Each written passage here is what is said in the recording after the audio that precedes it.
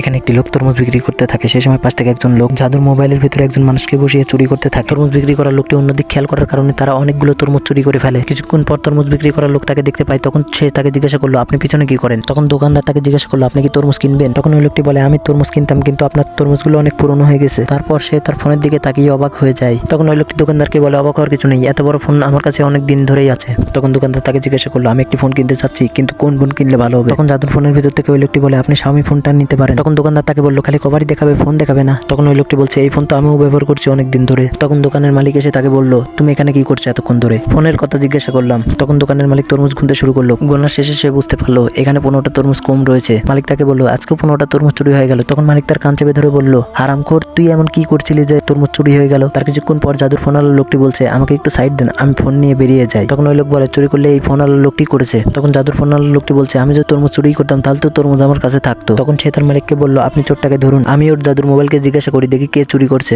তখন মোবাইলওয়ালা লোকটি বলছে, তুমি খবরদার বলবে না। তখন মোবাইলের ভিতর থেকে ওই লোকটি বলে, আমি মিথ্যা কথা বলতে পারবো না। তখন ওই লোকটি বলে, তুমি নিশ্চিন্তে বলতে পারো। তখন মোবাইলের ভিতর থেকে ওই লোকটি বলে, আপনাদের তরমুজ আমার বস আমার দিকে ছুঁড়ে মেরে চুরি করিয়েছে। তখন ওই লোকটি বলে, এটা কিভাবে সম্ভব? তখন মোবাইলের ভিতর থেকে ওই লোকটি বলে, এই দেখুন এইভাবে। তখন ওই লোকটি মোবাইলের ভিতর থেকে তার হাতে তরমুজের ডালি ধরিয়ে দেয়। তখন সে তার মালিককে বলে, আজকে আমি চোরকে হাতে নাতে ধরেছি। তখন মালিক বলে, তাহলে চোরকে শিক্ষা দেওয়া যাক এবার। তখন মালিক ওই চোরকে ইচ্ছা মতো মারতে থাকে।